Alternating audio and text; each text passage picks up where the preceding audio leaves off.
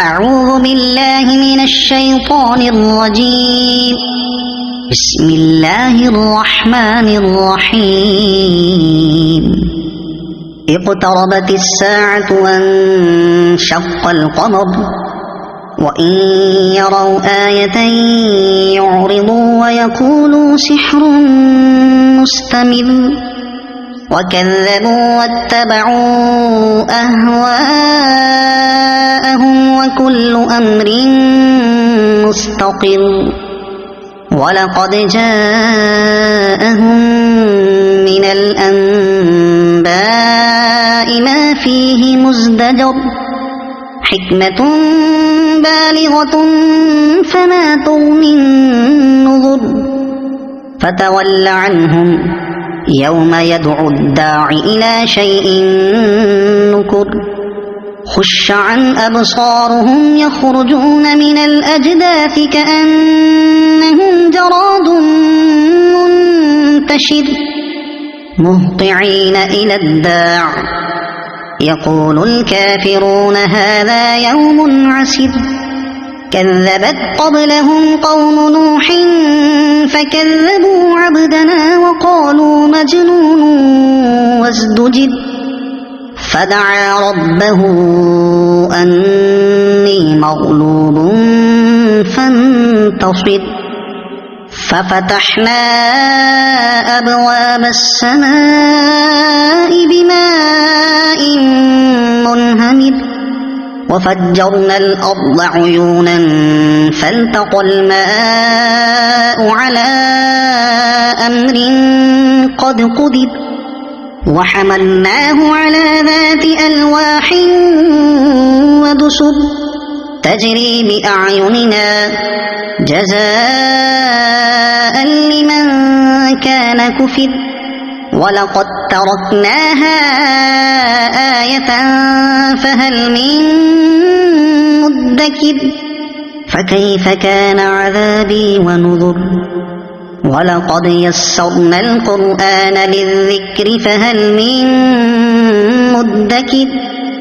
كذبت عاد فكيف كان عذابي ونذر إنا أرسلنا عليهم ريحا صرصرا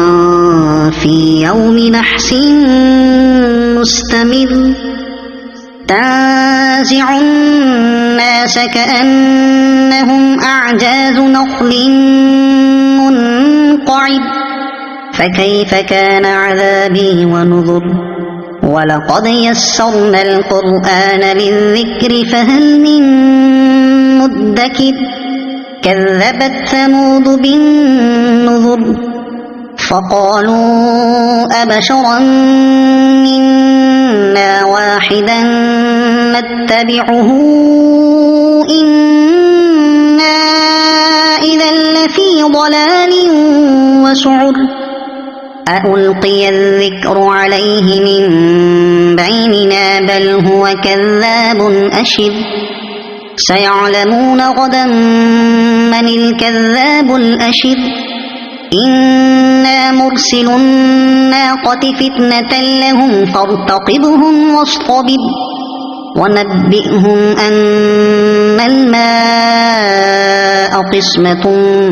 بينهم كل شرب محتضر فنادوا صاحبهم فتعاطى فعقر فكيف كان عذابي ونذر إنا أرسلنا عليهم صيحة واحدة فكانوا كهشيم المحتضر